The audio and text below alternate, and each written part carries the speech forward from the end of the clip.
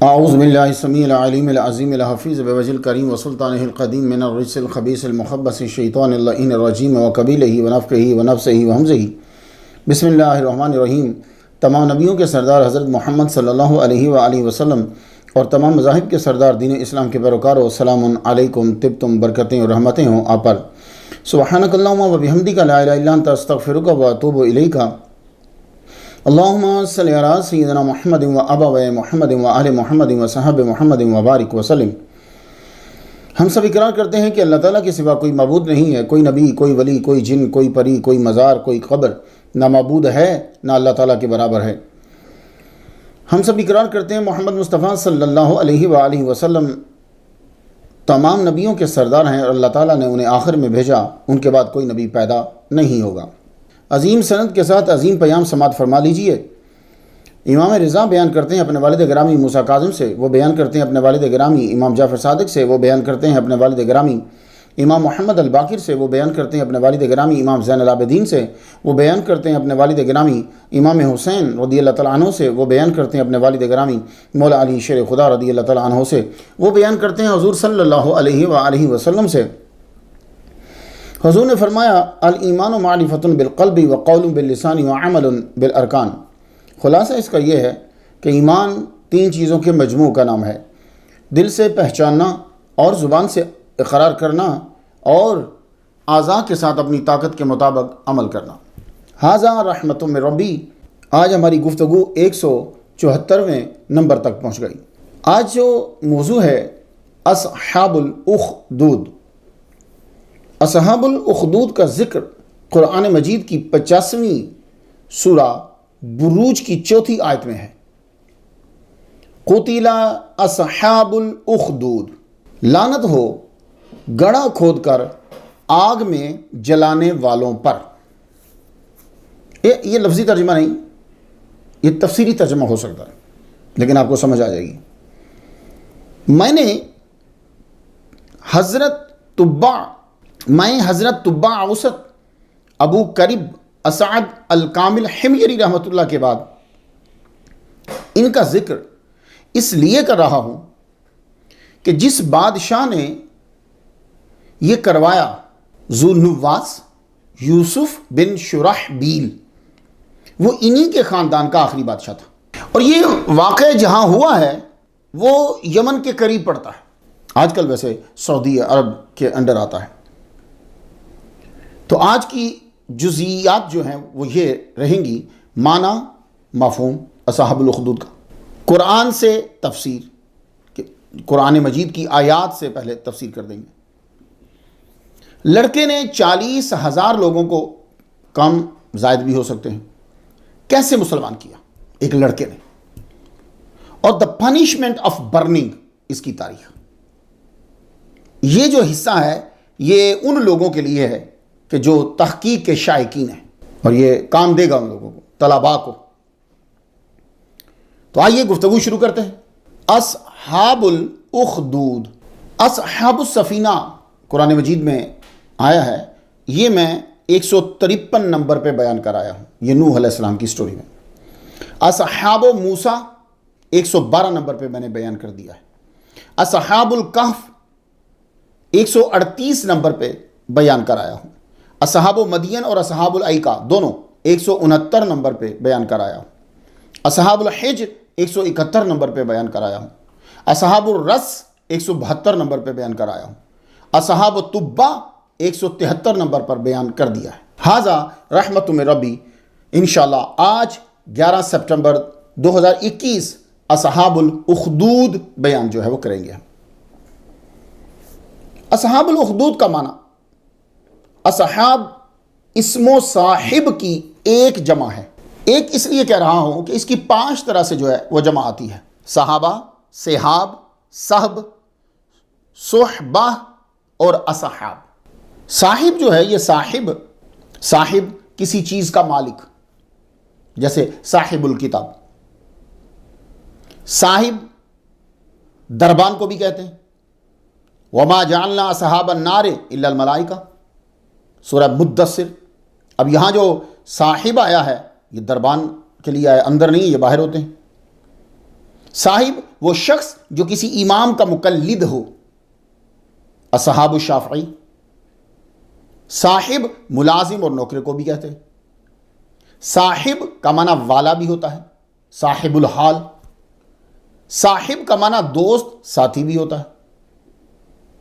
یا صاحب یہ سجنی، ساتھی۔ اذ یقول لصاحبہ، جب انہوں نے اپنے دوست سے کہا، تو صاحب کا معنی دوست بھی۔ ایک لفظ اور آتا ہے کریم، صاحب کریم، تو یہ دونوں میں بڑا باریک سا فرق ہے، ویسے کرتے نہیں ہیں لیکن باریک سا فرق ہے۔ صاحبین میں ایک جو ہوتا ہے وہ دوسرے سے فائدہ لیتا ہے، صاحبین جب ہوں گے نا تو ایک دوسرے سے فائدہ لیتا ہے۔ کرینین جب ہوں گے تو ایک دوسرے کی وجہ سے قائم ہوتا ہے۔ کبھی کبھی ایک دوسرے کے معنی میں بھی یہ استعمال ہوتے رہتے ہیں۔ اصحاب الاخدود، تو اصحاب کا معنی والے ہیں، خندق کھود کر آگ جلوا کر مومنین کو سزا دینے والے، یہ بنے گا اصحاب الاخدود کا معنی۔ اب اخدود کا معنی کیا ہے؟ اخدود وہ گڑھا جو مستطیل کھودا جائے۔ گڑھوں کی کئی قسمیں ہوتی ہیں۔ الاخدود الشق المستطیل العظیم فی الارض، بڑا مستطیل شکل میں، تو اخدود کی جمع اخادید آتی ہے۔ یہ باتیں معلوم ہے کن لوگوں کو اچھی لگیں گی؟ جو سکالرز ہیں، جو مقرر ہیں، جو محقق ہیں، جو آگے تقریر کرنا چاہتے ہیں، جو کہیں یونیورسٹیز میں لیکچر دیتے ہیں، یہ ان کو اچھی لگے گی۔ کیوں؟ ان کی گفتگو میں وزن ہی تب ہوگا جب وہ اس طرح کی گفتگو کریں گے، ورنہ عام سٹوری سنائیں گے وہ بچوں کو آتی ہوتی ہے۔ اخدود کی جمع اخادید، اور یہ بھی لکھا گیا ہے کہ اخدود بذات خود ہی جمع ہے، وَهِيَ الْحَفِيرُ فِي الْأَرْضِ۔ ویسے بظاہر جب ہم پڑھتے ہیں اصحاب الاخدود تو یہ لگتا ہے کہ جو جلائے گئے ہیں، وہ جو گرائے گئے ہیں گڑھے کے اندر، یعنی مومنین، یوں لگتا ہے اصحاب الاخدود، تو خندق والے تو وہی ہوئے نا۔ اب جیسے آپ کہتے ہیں جی اصحاب النار، تو مطلب کیا ہوتا ہے؟ جو دوزخ کے اندر جل رہے ہیں۔ جب آپ کہتے ہیں اصحاب الجنہ تو کیا سمجھ آتی ہے؟ جو جنت کے اندر رہ رہے ہیں۔ اصحاب الاعراف، جو اعراف کی جگہ میں رہ رہے ہیں، ٹھیک ہے نا؟ تو اسی طرح اصحاب الاخدود پڑھتے ہوئے یہ سمجھ میں آتا ہے کہ جو مومنین ہیں، جو اس کے اندر جلائے گئے ہیں، لیکن یہاں یہ مفہوم نہیں ہے۔ یہاں اصحاب سے مراد وہ کفار اور ظالم ہیں جو مومنین کو آگ میں پھینکتے تھے اور آگ کے کنارے کھڑے ہو کر دہشت گردی کر رہے تھے۔ کیوں؟ آپ کہیں گے تو یہ معنی کیوں بیان کر رہا ہے؟ اس لیے کہ قرآن مجید جب بیان کرتا ہے تو کہتا ہے قتل اصحاب الاخدود۔ اب قتل بمعنی لعنت کے ہے، تو اللہ تعالیٰ ان مومنین کے لیے تو نہیں یہ کہہ سکتا، وہ مومنین تو اندر جل رہے ہیں بیچارے۔ تو اصحاب الاخدود کیا معنی ہوگا؟ وہ لوگ جنہوں نے گڑھے کھودے، بیچ میں آگ جلائی اور مسلمانوں کو گرایا۔ تو تاریخ شروع کرنے سے پہلے تفسیر کر لیں، پھر واقعہ شروع کرتے ہیں۔ جو آدمی قرآن مجید کا مطالعہ کرتا ہے اس کو بھی لطف آئے گا۔ سورۃ البروج جو ہے اس کے اندر قتل اصحاب الاخدود، یہ آیت نمبر 4 ہے۔ اس کا ترجمہ یوں ہوگا لعن الذین شکوا فی الارض شکا عظیما لتعذیب المؤمنین۔ کلیئر ہو گیا؟ قتل، قتل کیے گئے، اس کا مطلب یہ نہیں کہ گردن کاٹ دی گئی ان کی، مطلب لعنت کیے گئے۔ تو قتل کا معنی ایک لعنت کرنا بھی ہوتا ہے، لیکن وہاں آپ مفہوم کو دیکھیں گے۔ جنہوں نے خندق کھودی، آگ جلائی اور مسلمان زندہ جلا دیے، وہ لعنتی۔ قتل کا معنی یہاں یہ کر۔ یہ واقعہ جو ہے جلانے کا، یہ 3 ملکوں میں ہوا ہے۔ شام میں قسطنطین نے کیا، نجران میں یوسف بن شرحبیل نے کیا، اور فارس میں بختہ نصر نے کیا۔ یہ جو میں ملکوں کے نام لے رہا ہوں تب ان کی حدود اور طرح سے تھیں اور آج اور طرح سے ہے، اور تینوں ملکوں میں صرف وہی جلائے گئے جو اللہ کو ایک مانتے تھے۔ یہ تفسیر ابن ابی حاتم میں آپ کو مل جائے۔ النار ذات الوقود، یہ آیت نمبر 5 ہوگی۔ النار اس شعلے کو کہتے ہیں جو آنکھوں کے سامنے ظاہر ہو، اسے النار کہتے ہیں۔ وہ ایک نار تھی ایندھن والی، ذات الوقود، ایندھن والی. تو بھائی آگ تو ہوتی ہی ایندھن والی ہے. جس قسم کی بھی آگ ہو اس کو کوئی نہ کوئی چیز تو اس میں ڈالی گئی ہوگی نا. وہ جیلی آگ ہو یا اصلی آگ ہو، وہ گیس سے ہو، وہ لکڑیوں سے ہو، پیٹرول سے ہو، تو کچھ تو چیز ڈالیں گے نا. ایندھن والی تو ہوگی نہیں. یہ ایک خاص اشارہ ہے کہ مومنین کو جلانے کے لیے آگ جو جلائی گئی تو نارمل ایندھن نہیں تھا، مسلسل جھونکا جا رہا تھا اس کے اندر. یہ بات ہے.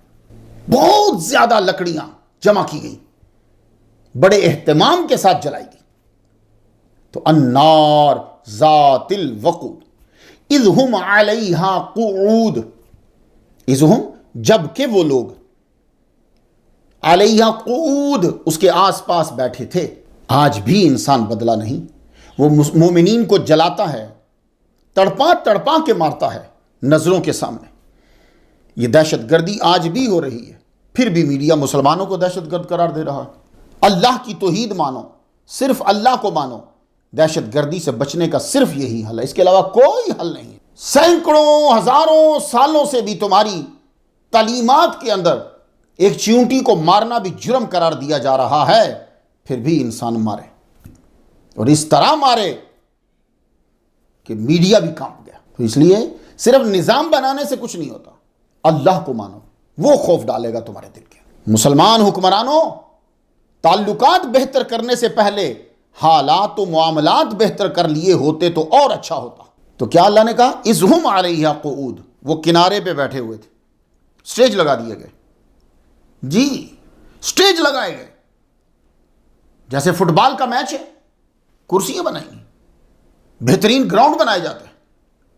میں جب جاپان میں 2019 میں میلاد النبی کی تقریر کرنے کے لیے گیا تو ٹیکسیاں اسپیشل بنائی گئی اولمپک کے لیے، کی چین بنائے گئے، ہوٹلز، بڑے سسٹم، اور جو ہیں وہ کھیلوں کے لیے جگہ بنائی جا رہی. تو بالکل انسان بدلا نہیں ہے. اس بادشاہ کے لیے یہ کھیل تھا، تو اس کے کنارے کے اوپر جو ہے نا وہ انہوں نے بہترین انتظام کیا اپنے بیٹھنے کے لیے. وَهُمْ عَلَى مَا يَفْعَلُونَ بِالْمُؤْمِنِينَ شُهُودٌ، مسلمانوں کے ساتھ جو وہ کر رہے تھے خود اس کا نظارہ بھی کر رہے تھے. وَهُمْ وہ عَلَى اوپر ما يَفْعَلُونَ جو کر رہے تھے بالمؤمنین ساتھ مومنین کے، بالمؤمنین شہود اس کا نظارہ بھی کر رہے تھے. حضور پاک صلی اللہ علیہ وآلہ وسلم کی آمد سے پہلے کا واقعہ ہے یہ. آپ کے ظہور سے بھی کچھ 40 سال کم از کم 40 سال پہلے کا ہے، زیادہ بھی ہو سکتا ہے. تو یہ مومنین سے مراد وہ جو اللہ کو ایک مانتے تھے. یہ بادشاہ دہشت گردی اور ظلم کا پروفیسر تھا. مسلمانوں کو آرے سے چیر دیتا، کسی مسلمان کو بلندی سے گرا دیتا، کسی کو قتل کروا دیتا. مومنین کو جلتا تڑپتا دیکھنا اس کا مشغلہ تھا. یہ میں مسلمان کا جو لفظ بول رہا ہوں یہ توحید پرستوں کے لیے بول رہا ہوں. تو ایک طرح ماحول، کھیل کا ماحول بنا کر سٹیج لگا کر بیٹھ گئے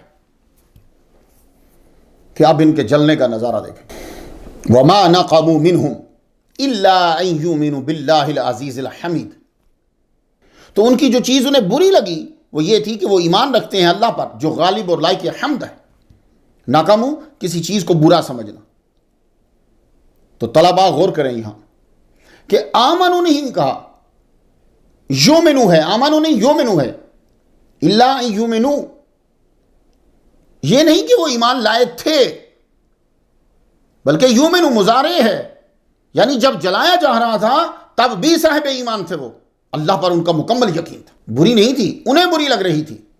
وہ کیا تھی کہ وہ کہتے ہیں وہ ہم ایمان لائے اللہ پر. تو یہ آج تک یہی بری لگے گی، قیامت تک لگے گی. الذی لہ ملک السماوات والارض واللہ علی کل شیء شہید. اس آیت نے غالب، عزیز اور حمید کی وضاحت کی اور ریزن بھی بتائی کہ وہ عزیز ہیں. پچھلی آیت میں تھا نا باللہ العزیز حمید. اب اس آیت نے بتایا وہ عزیز اور حمید کس طرح ہے. غالب وہ اس طرح ہے کہ ملک السماوات والارض، آسمان و زمین کا مالک وہ ہے، جو مالک ہوتا ہے وہ غالب ہوتا ہے. واللہ علی کل شیء شہید. اب یہ حمد کے لائق بھی وہی ہے. اس کی یہ دوسری دلیل ہے. وہ کیسے؟ کہ ہر چیز پہ وہ نظر رکھے ہے، احاطہ کیے ہے، علم میں ہے، دیکھ رہا ہے، یہ صفت بتلاتی ہے کہ وہ لائق تعریف ہے۔ آپ کہیں گے یہ کس طرح؟ ہمیں تو سمجھ نہیں آ رہی۔ یہ بہت بڑی صفت ہے، واللہ علی کل شیء شہید، کمال کی شے ہے یہ کسی کو حاصل نہیں، کسی کو، مخلوق میں کسی کو حاصل نہیں ہے، کیونکہ آدمی چھوٹی چیز کو دیکھ رہا ہو تو اسی ٹائم میں بڑی چیز کو نہیں دیکھ سکتا۔ اب دیکھیے، یہ میں انگوٹھی کو دیکھ رہا ہوں، اب میری نظر سے باقی چیزیں پوشیدہ ہو گئی، تو چھوٹی چیز کو دیکھ رہا تو اسی ٹائم میں بڑی چیز کو نہیں دیکھ سکتا۔ پہاڑ کو دیکھ رہا ہو تو چیونٹی نظر نہیں آئے گی، چیونٹی کو دیکھ رہا ہو تو پہاڑ نظر نہیں آئے گا، دور والی کو دیکھ رہا ہو تو قریب والی نظر نہیں آتی۔ آپ چاند کو دیکھ رہے ہوں تو قمیض کا بٹن نظر نہیں آئے گا اسی ٹائم، ایٹ اے ٹائم۔ سمندر کی سطح کو آپ دیکھ رہے ہوں تو تہ والی مخلوق آپ کو نظر نہیں آئے گی، آپ کی نظر سطح پر ہے اور وہ 3 مائل نیچے ہے۔ تو حمید اللہ ہے، پوری کائنات کے کسی کونے میں، بلندی و پستی میں، اندھیرے اجالے میں، کسی جگہ، کوئی چھوٹی ہو کہ بڑی، ہر شے کو ایک ہی وقت میں دیکھ رہا ہے۔ یہ ہے میرا اللہ، اس اللہ پر ہمیں ماننا ہے، یہ ہے رب محمد صلی اللہ علیہ وسلم۔ سمجھ آ گیا آپ کو غالب اور حمید کی؟ تو قرآن مجید سے مختصر اصحاب الخدود کا تذکرہ ملاحظہ فرمایا آپ نے۔ آؤ اب میں آپ کو احادیث اور تاریخ کا خلاصہ سناتا ہوں، ان سے خلاصہ بنا کر آپ کو تفصیل سنا رہا ہوں۔ میں پورا ترجمہ نہیں کرتا کیونکہ میرا ٹاپک جو ہے وہ احادیث نہیں ہوتا، میرا ٹاپک ہوتا ہے فکر کرنا ہے آپ نے اور یہ واقعہ ہے۔ میں پھر اس کو بہت ساری جگہوں سے اکٹھا کرتا ہوں اور آپ کو سنا دیتا ہوں، اور ساتھ میں کتب بتا دیتا ہوں کہ اصلی جگہ پہ جا کے دیکھ لیجئے۔ آئیے، یہ خلاصہ بھی ہے اور تفصیل بھی۔ نجران، نجران اس علاقے میں یہ سانحہ پیش آیا، 20 سے 70 ہزار کے بیچ میں مومنین جلا دیے گئے۔ یہ سانحہ نجران میں پیش آیا۔ اب یہ شہر موجودہ ملک سعودی عرب میں آتا ہے، یمن کے بارڈر پہ۔ نجران اصل میں ایک بادشاہ تھا جو ہمیر کے خاندان سے تھا۔ شجرہ یوں ہے، نجران بن زیدان بن سبا بن یشجب بن یعرب بن قحطان۔ تو یہ نجران آ گیا ہمیر میں، تو اس کے نام پہ یہ نام رکھ دیا۔ تو اسی کے نام پہ علاقہ کا نام ہوا نجران۔ یہ علاقہ معاشی طور پر بڑا مضبوط، اس علاقے میں چمڑے، کپڑے اور اسلحے کے کارخانے تھے۔ علاقہ چھوٹا تھا لیکن یہ کارخانے بڑے پاورفل تھے۔ یہاں کا مذہبی نظام عیسائیوں کے ہاتھ تھا، جو عیسیٰ علیہ السلام کو مانتے تھے اور اللہ کو ایک مانتے تھے۔ یہی عیسائی جو تھے یہ مسلمان تھے کیونکہ عیسیٰ علیہ السلام کو مانتے تھے، اور سارے نہیں عیسیٰ کو اللہ کا بیٹا مانتے تھے، یہ تو بعد میں چیزیں چلی ہیں۔ وہ اللہ کو مانتے تھے، عیسیٰ علیہ السلام کو اللہ کا نبی مانتے تھے۔ آپ کہہ سکتے ہیں کہ نجران ایک مذہبی سٹیٹ تھی۔ 3 بندے ملک کا نظام چلاتے تھے۔ جو ڈیفنس اور خارجہ پالیسی کو سنبھالتا تھا اسے سید کہتے تھے، اس کو ٹائٹل دیا جاتا تھا سید۔ اور جو سٹیٹ کے داخلی معاملات سدھارتا تھا اسے عاقب کہتے تھے، اور جو مذہبی معاملات کا نگران تھا اسے اسقف کہتے تھے۔ اساقفہ اس کی جماعت ہی، اسقف۔ وزیر مذہبی امور جو ہوتا تھا وہ ان کے دین کا عالم ہوتا تھا، ہوتے تینوں ہی عیسائی مشنری کے آدمی۔ اس علاقے پر حملہ کر دیا زرعہ نے، اصل نام اس کا زرعہ ہے، جس کا نام آپ کو ذو نواس بھی ملتا ہے اور یوسف بن شرحبیل بھی ملتا ہے۔ یہاں میں عوام کو ایک بات بتاتا جاؤں کہ یہ لفظ شرجیل نہیں ہے، اور بلکہ میرا علم کم ہے، زیادہ نہیں، یہ شرجیل کوئی لفظ ہی نہیں ہے۔ یہ میں اپنی کم علمی کی وجہ سے بول رہا ہوں، پوری میری تحقیق نہیں، لیکن مجھے نہیں ملا کہ شرجیل کوئی لفظ ہو۔ یہ تلفظ اصل میں شرحبیل ہے، یہ سب سن لیجئے۔ اور وہ صحابی جو مشہور ہیں ان کا صحیح نام شرحبیل بن حسنہ ہے، شرجیل بن حسنہ نہیں ہے۔ کیا نام ہے؟ جن کی وجہ سے آپ لوگ نام رکھ رہے ہو نا، ان کا نام جو ہے وہ شرحبیل بن حسنہ ہے، شرجیل بن حسنہ نہیں ہے۔ تعجب یہ ہے کہ لوگوں کو معلوم بھی ہوتا ہے کہ ہمارا نام غلط ہے، پھر بھی حسن صوتی کی وجہ سے رکھ لیتے ہیں، کیونکہ شراحبیل بولنا بہت مشکل ہو جاتا ہے، تو وہ پھر کہتے ہیں شرجیل ہی ٹھیک ہے۔ یہ واقعہ حضور صلی اللہ علیہ وآلہ وسلم سے 40 سال قبل کا ہے کم از کم۔ بادشاہ یوسف بن شراحبیل نے حملہ کیا تو سید کو قتل کر دیا، اس کی بیوی کے سامنے دونوں بیٹیوں کو قتل کر دیا، اور ماں سے بولا کہ ان کا خون چاٹو۔ ماں ایسا کیسے کر سکتی ہے؟ پھر ماں کو بھی قتل کر دیا۔ میں عرض کرنا چاہتا ہوں ان امیر لوگوں کو جو غریبوں کے چندے سے امیر ہوئے ہیں، ان سے گزارش ہے کہ ایک روز یہ بھی کانفرنس کرواؤ، اور اس کانفرنس کا موضوع ہونا چاہیے کس قوم نے بلا وجہ زیادہ خون بہایا انسانی تاریخ میں، یہ ٹاپک ہو۔ لیکن اس میں پروفیسر اور اسکالر کو بلانا جسے صرف اللہ سے ڈر لگتا ہو۔ اس ظالم بادشاہ نے ظلم کی مدد سے نجران پہ مکمل قبضہ کر لیا۔ سب سے پہلے تعلیمی نظام کو جڑ سے اکھاڑا۔ جب بھی کوئی قوم آپ کو تباہ کرنا چاہتی ہے نا، وہ آپ کے تعلیمی نظام کو پکڑتی ہے۔ آپ کو یہ بات معمولی لگتی ہے، مسلمانوں کو تو خیر یہ لگتی ہی نہیں ہے۔ وہ تو وزیر تعلیم بھی اس شخص کو بناتے ہیں کہ جس کی خود اپنی تعلیم مکمل نہیں ہوتی۔ یہاں سے آپ اندازہ لگا لیجیے، یہ اتنا اہم مسئلہ ہے نصاب کا اور نظام تعلیم کا کہ اتنا اہم مسئلہ ڈیفنس کا بھی نہیں ہے۔ جی،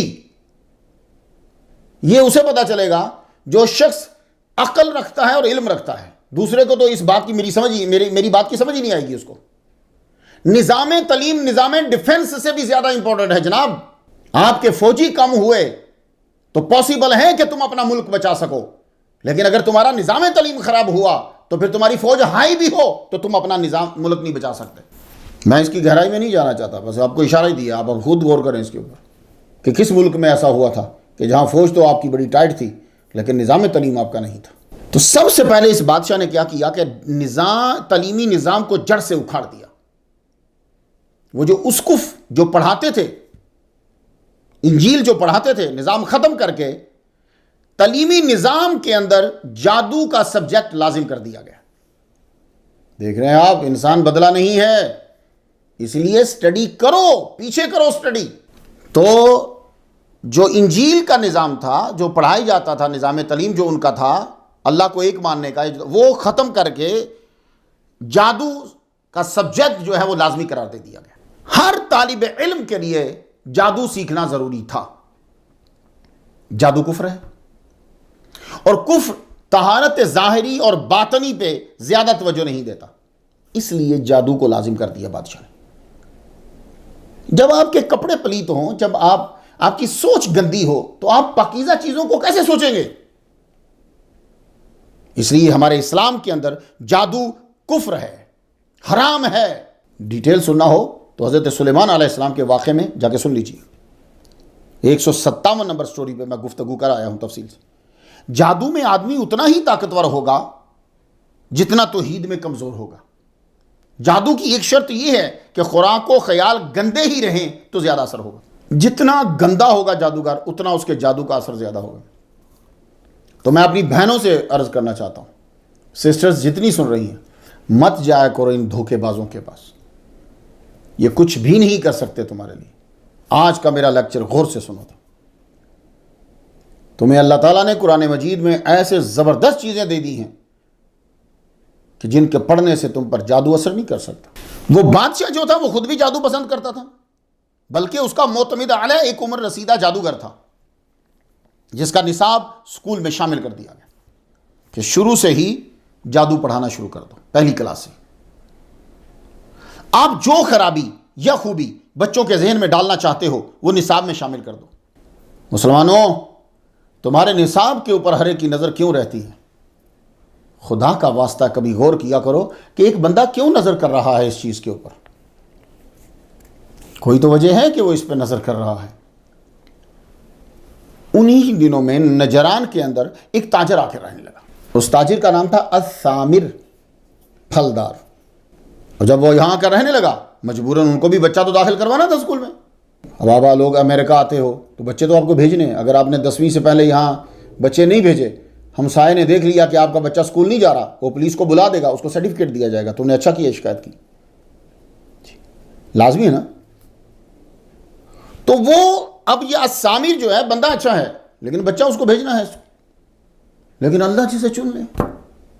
پہلے دن ہی بچے کی ملاقات ایک عظیم راہب، توحید پرست، مجتہد، صالح فیمیون راہب سے ہوئی. یہ جو تھے فیمیون راہب، یہ عیسائی حلقے میں بڑی عزت کی نگاہ سے دیکھے جاتے تھے. اس دور کے پکے مسلمان تھے، کیونکہ حضور صلی اللہ علیہ وآلہ وسلم کے ظہور سے یہ 40 یا 70 سال پہلے کا واقعہ ہے. یہ بہت عبادت گزار تھے، اپنے ہاتھ سے کماتے تھے، کھاتے تھے. سمجھ آئیے آپ کو؟ اپنے ہاتھ سے کماتے تھے، اپنا بزنس تھا ان کا، مزدوری کرتے تھے، رات بھر عبادت میں مصروف رہتے. انہوں نے سفر میں ہی زندگی گزار دی. جب تک شہرت نہ ہوتی ایک علاقے میں رہتے، اور جب آپ کی کرامات و عبادات کا چرچا ہو جاتا وہاں سے کوچ کر جاتے. بھئی کتنا فرق ہے سچے لوگوں میں اور ہم لوگوں میں. ہم لوگ جہاں رہتے ہیں وہاں شہرت کرواتے ہیں، وہاں کرامات بنواتے ہیں. ہم نے اسپیشل ایک میٹنگ بندے رکھے ہوتے ہیں، وہ کرامت بناتے ہیں، بنا کے پھر وہ پھیلاتے ہیں. تو کتنا فرق ہے سچوں میں. تو یہ یاد رکھیے گا، ایک نشانی سچے کی یہ بھی ہوتی ہے، وہ جھوٹی کرامات نہیں پھیلوائیں گے بلکہ روک دیں گے. جی علامہ خادم حسین رضوی رحمۃ اللہ علیہ کو میں نے یہ دیکھا ہے. کوئی بندہ آ کے خواب سناتا تھا، اور نیک آدمی تھا، اس کے تو جنازے نے بتا دیے، وہ چپ کروا دیتے تھے، نہیں بولو. تو جہاں اس راہب کی شہرت ہو جاتی کرامات و عبادات کی، یہ وہ علاقے چھوڑ دیتا. کہاں یہ چلے بیت المقدس سے، سیریا، دمشق، ان علاقوں سے ہوتے ہوتے ہوتے یہ نجران میں اس دن پہنچے تھے. تو یہ آ رہے تھے، ادھر سے یہ بچہ جا رہا تھا، نظر ٹکرا گئی. تیری پہلی نظر کا وار توبہ کہ دل اب تک دعائیں دے رہا ہے. بزرگ تھے، ایک دم سے بچے پہ نگاہ ڈالی، آگے گزر گئے. یہ رابطے الہامی ہوتے ہیں. باپ اچھا ہو تو فائدہ اولاد کو ہوتا ہے. تو اس لیے امریکہ اور یورپ کے لوگوں، میں تمہارے سامنے ہاتھ جوڑ کے عرض کرتا ہوں، اس فکر کو چھوڑو. اور جی ہم نے اپنے بچوں کو صحیح کرنا ہے، ہم نے اپنے بچوں کو صحیح کرنا ہے، ہم نے اپنے بچوں کو صحیح کرنا ہے. فکر یہ کرو تم نے صحیح ہونا ہے، تم نے صحیح ہونا ہے. تم جب صحیح ہوگے تمہارا بچہ آٹومیٹکلی صحیح ہو جائے گا. یہ الٹی گنگا چل رہی ہے. وَقَانَ أَبُوهُمَا صَالِحًا، ان دونوں معصوم بچوں کا باپ جو تھا وہ نیک تھا. اس کے مرنے کے بعد بھی نبیوں کو بھیج کے بچے کی مدد کروائی گئی. ہم تو ٹھیک ہوں تو مسلمانوں ہم نے بھی ٹھیک ہونا ہے، بچے ہمیں کو دیکھیں گے. باپ اچھا تھا، رب نے بیٹے پہ کرم فرما دیا. فیمیون نے لڑکے کو دیکھا، لڑکے نے فیمیون کو دیکھا، یہ آگے چلے گئے. لڑکا سکول چلا گیا، جادو کے منتر اور اسواق شروع ہو گئے. لڑکا سکول سے آیا تو راہ میں خیمہ دیکھا تو رک گئے. اندر سے الہامی پاکیزہ کلمات سننے کو ملے. یہ سکول کی تعلیم سے اچھے لگے یہ کلمات. ایک ہی جگہ پہ غلیظ گالی گلوچ ہو رہی ہو اور ساتھ پاکیزہ گفتگو ہو رہی ہو تو پاکیزہ آدمی کا دھیان، رجحان، میلان اچھائی کی طرف جائے گا. مسجد میں آپ کو میوزک برا لگتا ہے، مسجد میں آپ کو گانا برا لگتا ہے، کیوں؟ آپ اچھے ہو، آپ کے من میں اچھائی اور سچائی ہے، آپ الہامی کلامات کی طرف بڑھتے ہیں. تو اب یہ بچہ جو ہے، اس کے دل کو اللہ تعالیٰ نے قبول کر لیا ہے. اسے وہ جادو کے منتر اچھے نہیں لگتے. اس کا دل فیمیون راہب کی آواز، سوز و گداز، توحید کے اعجاز سے متاثر ہوا. آگے ہو کر دیکھا کہ آپ نماز ادا کر رہے ہیں. یہ بچہ کچھ دیر کھڑا رہا، پھر گھر چل دیا. دوسرے روز آیا تو خیمے کے پاس کھڑا ہو گیا. فیمیون نے اندر بلا لیا. لڑکا پوچھتا ہے یہ آپ کیا پڑھتے ہیں اور کیا کرتے ہیں؟ تو راہب نے کچھ مختصر عیسیٰ علیہ السلام کی تعلیمات اور توحید کے بارے میں بتلایا. وقت کا کمال ہے، چھوٹے کو بڑا کر رہا ہے اور بڑے کو چھوٹا کر رہا ہے. بچہ سکول جاتا ہے، جادو کے منتر یاد کرتا ہے اور زیادہ وقت راہب سے سیکھتا ہے. بنیادی منتر سب اس بچے نے یاد کر لیے، ضروری تھے ورنہ مار پڑ دی. ایک روز شاہی جادوگر نے بادشاہ زرعہ سے کہا میں بہت بوڑھا ہو گیا ہوں، تم کسی لڑکے کو چن لو تاکہ مرنے سے پہلے میں اپنا خاص علم اسے دے دوں. بادشاہ نے اسکول میں پیام پہنچایا، امتحان لیا جائے، جسے بنیادی چیزیں یاد ہوں اور اس کی علامات اس بچے میں یہ ہوں، اسے دربار میں بھیج دیا جائے. اللہ نے اس بچے سے کام لینا تھا، اسی کے نمبر زیادہ آئے اور وہ صفات بھی جو بتائی گئی تھی وہ اسی کے اندر تھی. ابن السامر، ویسے مفسرین نے اور مورخین نے اس کا نام عبداللہ لکھا ہے، عبداللہ ابن سامر، لیکن یہ یاد رکھیے گا کہ عربیوں کے اندر جس کا نام نہ پتا ہو اس کو عبداللہ ہی کہہ دیتے ہیں. تو وہ لیکن یہ بات ہے کہ سامر ان کے والد گرامی کا نام.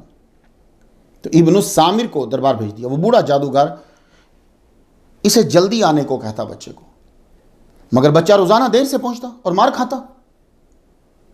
کیونکہ ایک تو لڑکے کو جادو اچھا نہ لگتا تھا، دوسرا اس لڑکے کو توحید کی تعلیم سیکھنے میں دیر لگ جاتی تھی. لڑکا راہب فیمیون کی بارگاہ میں 2 دفعہ جاتا تھا، ایک دفعہ جادوگر کے پاس جاتے ہوئے اور ایک دفعہ آتے ہوئے. اللہ نے کیا سبب بنایا کہ جانے سے پہلے بھی پروٹیکشن اور جو کچھ وہاں ہوا ہے شرک، واپسی پر آتے ہوئے پھر پروٹیکشن. اس لیے لڑکے کو صبح جادوگر کی مار اور ڈانٹ کھانی پڑتی، شام کو والدین کی، دونوں ٹائم پہ دیر ہو جاتی. لڑکا سمجھدار تھا، اسے سمجھ آ گئی تھی کہ دونوں طرف شک نہ ہو. جادوگر پوچھتا دیر سے کیوں آئے ہو؟ اس جملے پہ ذرا غور کرنا. جادوگر پوچھ رہا دیر سے کیوں آئے ہو. معلوم ہوا کہ خبیث کو کوئی غیب حاصل نہیں ہے، یہ ٹرکس ہیں بس. تو مسلمانوں خاص طور پر سسٹرز مت جایا کرو ان بکھنڈیوں کے پاس. جو اصلی ہوگا اس کی دکان نہیں ہوگی، وہ بلائے گا ہی نہیں بلکہ وہ ٹرکا دے گا. کیوں؟ اصل صرف یہ ہوتا ہے کہ اگر کوئی سچا آدمی آپ کو کوئی وظیفہ بتاتا بھی ہے یا تویز دیتا بھی ہے تو وہ خود ساری رات سجدے میں گر کے رو رہا ہوتا ہے، مالک میری لاج رکھ لے. بس یہ ہے بیک گراؤنڈ. آپ کی صرف توجہ ہٹانا ہوتی ہے اور اللہ کی طرف لگانا ہوتی ہے. دیکھو کتنا بڑا جادوگر ہے، لڑکے سے پوچھ رہا ہے تو دیر سے کیوں آتا ہے؟ بھائی تجھے غیب ہے تو معلوم کرنا. مسلمانوں ہمارے نبی نے ہمیں سب سے چھڑایا تھا اور ہم پھر سب میں پھنس گئے. اب روز کا یہ معمول تھا. تو لڑکے نے کیا حل نکالا؟ جادوگر پوچھے دیر سے کیوں آئے، بولتا ادھر دیر ہو گئی. جادوگر سمجھتا شاید گھر دیر ہو گئی. گھر والے پوچھتے دیر سے کیوں آئے ہو تو بولتا ادھر دیر ہو گئی. وہ سمجھتے شاید جادوگر سے دیر سے چھوٹا ہے تو وہ ادھر کا لفظ بولے، اگلا اپنا مفہوم سمجھے ادھر. اسے توریا کہتے ہیں. ایک روز یہ لڑکا راہب فیمون سے سیکھ کر آ رہا تھا تو رستے میں دیکھا کہ راہ بلاک ہے، لوگ کھڑے ہوئے. پوچھا کیا ہوا؟ بولے کوئی درندہ ہے جس نے سڑک بلاک کر رکھی ہے اور اگر کوئی قریب گیا تو ہو سکتا ہے کہ یہ حملہ کر دے. لڑکا روز روز کی مار اور ڈانٹ کھا کے تنگ آ گیا تھا. اس کا حل تھا کہ ایک سائیڈ چن لی جائے، جادو کی مستی یا خدا پرستی. یہ بہت بہتر موقع تھا. کون سچا ہے یہ جاننے کے لیے. کون سچا؟ یہ لڑکا آگے بڑھا، مجمع پیچھے، بوڑھے بڑے لوگ کھڑے. لڑکا آگے بڑھا. پہلے اس نے جو جادوگر نے سکھایا تھا وہ پڑھ کر پتھر مارا، کچھ نہیں ہوا. اب لڑکے نے رب تعالیٰ کی بارگاہ میں ہاتھ اٹھائے. اللہم ان کان امر راہب احب الیک من امر ساحر فاقتل انت یا اللہ. پتھر خود پھینک رہا ہے اور اللہ سے کہہ رہا ہے فاقتل انت یا اللہ. جی چھوٹا پتھر اٹھایا چھوٹی انگلیوں میں. لڑکا ہے نا، کتنی بڑی انگلیاں ہوں گی اس کی، بچہ ہے. چھوٹا پتھر اٹھایا چھوٹی انگلیوں میں، بسم اللہ پڑھ کر دے مارا. درندہ مر گیا. بھائی چھوٹا پتھر چھوٹی انگلیوں میں پکڑ کر مارنا اور شیر کا مر جانا، اس درندے کا مر جانا مجمع کو حیران کر گیا کہ اس شیر کو اس لڑکے نے کیسے مار دیا. یہ کوئی خاص علم رکھتا ہے جو اتنے چھوٹے سے پتھر سے مار دیا. جو طاقت اللہ تعالیٰ نے حضرت داؤد علیہ السلام کو دی تھی وہ معجزہ کرامت بن کے اس بچے میں بھی آ گیا. اس کے پاس کوئی آسمانی طاقت ہے بھائی. اب اس واقعے سے 2 فائدے ہوئے. لڑکے کا یقین توحید پہ پکا ہو گیا. جی بھائی جادو کو دفع کرو، اور جادو سے شدید نفرت ہوگی. دوسرا فائدہ یہ ہوا کہ لڑکے کی شہرت ہو گئی. یہ شہرت دربار تک پہنچ گئی. جادوگر اور بادشاہ خوش ہوئے کہ ہماری تعلیم رنگ لائی. وہ یہ سمجھ رہے ہیں ہماری تعلیم رنگ لائی. بادشاہ نے جادوگر سے کہا لڑکا ترقی کر گیا ہے، آپ کا صحیح جانشین بنے گا. لڑکا اس روز جلد ہی دربار سے راہب کے پاس چلا گیا اور آج کا سارا واقعہ سنایا کہ یہ ہوا. تو راہب نے یہ کہا انت افضل منی، انت اليوم افضل منی، تو مجھ سے درجے میں بڑھ گیا ہے. اللہ اکبر جل شانہ. راہب فیمیون جس نے کہ کوئی جگہ نہیں چھوڑی، بہت لوگوں کو تبلیغ کی ہے، لیکن یہ رب کی عنایت ہے کہ وہ اتنا بڑا عظیم راہب جو ہے اس لڑکے سے یہ کہہ رہا ہے کہ انت اليوم افضل منی، تو مجھ سے بڑھ گیا ہے. تو یہ رب کی عنایت ہوتی ہے جناب، جس کو چاہے دے دے. واہ یا اللہ تیری عطا ہے جس پہ کر دے. فیم یون بولے سنو اب تمہاری آزمائش شروع، تمہیں تکالیف آئیں گی، اور سنو اس بیچ میرا تذکرہ مت کرنا، کسی کو مت بتلانا کہ میں نے تم کو توحید سکھائی. تو یہاں یہ ہے کہ کیا راہب ڈرتا تھا لوگوں سے؟ اب وہ ڈرتا تھا تو اتنا بڑا ولی کیسے بنا، عبادت گزار کیسے ہے؟ موت سے اسے خوف نہیں آتا تھا. بات یہ تھی کہ اس وقت واحد تھے وہ جو توحید کی تبلیغ کر رہے تھے جگہ جگہ جا جا کر، اور چاہتے تھے کہ میں خفیہ طور پر یہ مشن جاری رکھوں. مگر اللہ تعالیٰ کے ہاں ہر ایک کی وفات کا طریقہ اور وقت لکھا ہوتا ہے. تقدیر لکھنے والا اس راہب کو بہت ہی اعلیٰ درجہ دینا چاہتا ہوگا، تبھی تکلیف بڑھا دی. اور یہ خاص چیز سن لیجئے، اگر آپ کا درجہ اللہ کے ہاں بہت بڑا ہے، اس نے دینا ہے آپ کو، لیکن آپ کے اعمال کم ہیں. اللہ دینا چاہتا ہے کہ تمہارا درجہ بہت بڑا ہو جنت میں، پر اعمال اس قابل نہیں ہیں کہ وہ درجہ ملے. پھر وہ تمہیں تکلیف دیتا ہے، بیماری دیتا ہے، مصیبت میں مبتلا کرتا ہے. وہ مصیبت کے بدلے میں پھر تمہیں وہ درجہ مل جاتا ہے. آپ سمجھے مسلمانوں، پریشان نہ ہوا کرو، اس کی عبادت میں اور جٹ جاؤ اور جٹ جاؤ. اور پھر اسے وہ جو اللہ کی یاد میں گم ہوتا ہے نا، پھر اس سے احساس بھی چھین لیتا ہے، اسے تکلیف ہوتی بھی نہیں. تو اللہ تعالیٰ اس راہب فیمیون کو بڑا درجہ دینا چاہتا ہے. بچے کی شہرت اب یوں بڑی، دور دراز سے، قرب و جوار سے، گھر بار سے مریض آنے لگے. عیسیٰ علیہ السلام کے معجزے ان کے امتی میں کرامات بن کر آ گئے. یہ ہاتھ لگاتا، کوڑی اندھے بیمار ٹھیک ہو جاتے. لیکن اس لڑکے کا طریقہ بڑا کمال کا. طریقہ کیا تھا کہ اللہ کا نام لے کر ہاتھ رکھتے اور مریض سے کہتے تم بعد میں بولو گے کہ اللہ نے ٹھیک کیا، میرا نام نہیں لے کے نا، اللہ نے ٹھیک کیا. یہ ایک ان کا طریقہ تھا توحید پھیلانے کا. سب مریض اسی طرح ہی کہتے شفا پانے کے بعد. شہرت عام ہوئی تو دور دراز سے لوگ اس لڑکے کے پاس آنے لگے اور شفا پانے لگے. بادشاہ زرعہ یوسف بن شرحبیل کا ایک قدیم مصاحب تھا، وہ بیچ میں اندھا ہو گیا تھا. کافی عرصہ گزر گیا لیکن آنکھیں اس کی ٹھیک نہیں ہوئی. پر بادشاہ نے اسے چھوڑا نہیں، اس کی معاملہ فہمی کی صفت کی وجہ سے. اسے جب خبر ہوئی کہ یہ لڑکا تو ٹھیک کر دیتا ہے جو پیدائشی نبینا ہوتے ہیں، اندھے ہوتے ہیں، تو میں بھی جاتا ہوں. وہ گیا، آگے بولا آپ مجھے ٹھیک کر دیں، میں آپ کو منہ مانگی رقم دوں گا. انسان کے پاس سے چیز غائب ہوتی ہے تو قدر آتی ہے. اللہ نے بچپن سے ہمیں آنکھیں دی، ہمارے کبھی دھیان ہی نہیں گیا. ایک دن اس میں درد ہونے لگ جائے تو رات بھر جاگ جاگ کے روتے رہتے ہیں. تو کیوں نہ انہی آنکھوں سے پہلے آنسو بہا لیے جائیں. وزیر خاص نے آ کر کہا آپ جتنی دولت چاہیے میں آپ کو دوں گا، آپ میری آنکھ ٹھیک کر دیں. کہا دولت مجھے نہیں چاہیے، مجھے دولت نہیں چاہیے، بس تم اتنا کرنا کہ جب آنکھ دیکھنے لگ جائے تو کوئی پوچھے کہ کیسے ٹھیک ہوئی تو بس یہ بولنا کہ ساری کائنات کے خالق نے ٹھیک کر دی. اسے کہتے ہیں دین کی تبلیغ. باقی سب جماعتوں کی تبلیغیں ہیں. اللہ کی طرف آ رہے ہو کہ نہیں آ رہے عملاً تو یہ دین ہوتا ہے. یہ پھر سمجھ جائیے گا کہ میں واقعی دین کی تبلیغ میں شامل ہو گیا ہوں. وہ راضی ہو گیا کیونکہ ہر آدمی چھوٹے سے چھوٹے کام کے بعد اپنا نام، اپنے ادارے کا نام، جماعت کا نام آگے کرتا ہے. یہ دیکھا نہیں، چند کلو روٹی دینے کے بعد اوپر بڑا سا بینر لگا ہوتا ہے. اور ولیوں کے درباروں پہ کتنا کتنا لنگر کھلا ہوتا تھا، کبھی بینر نہیں نیچے لگایا تھا انہوں نے. کیوں؟ وہ اللہ کی تبلیغ کرتے تھے اور یہ دین کی تبلیغ نہیں کر رہے تھے، یہ جماعت کی کر رہے تھے، اس لیے ان کو بینر لگانا پڑتا. اتنا عظیم کام ہو جانے کے بعد، آنکھیں ٹھیک ہو جانے کے بعد، یہ لڑکا اپنا نام نہیں لینے دے رہا، اللہ وحدہ کا نام لینے کا بول رہا ہے. یہ سچائی کا پیکر ہے. لڑکے نے اللہ کا نام لے کر آنکھوں پہ ہاتھ پھیرا، اللہ سے دعا کرتے ہوئے اللہ نے وزیر خاص کو بینائی عطا فرما دی. دوسرے روز وہ دربار میں موجود تھا. وہ بغیر کسی کی مدد کے اشیاء پکڑ رہا تھا اور پکڑا رہا تھا. بادشاہ ابن شرحبیل نے حیران ہو کر پوچھا وہ یہ تیری بینائی کیسے ٹھیک ہو گئی؟ اس نے وہی جملہ دہرایا، اللہ نے شفا دی ہے جو ساری کائنات کا معبود ہے. واہ! بادشاہ تو تپ گیا، میرے علاوہ تمہارا معبود کون ہے؟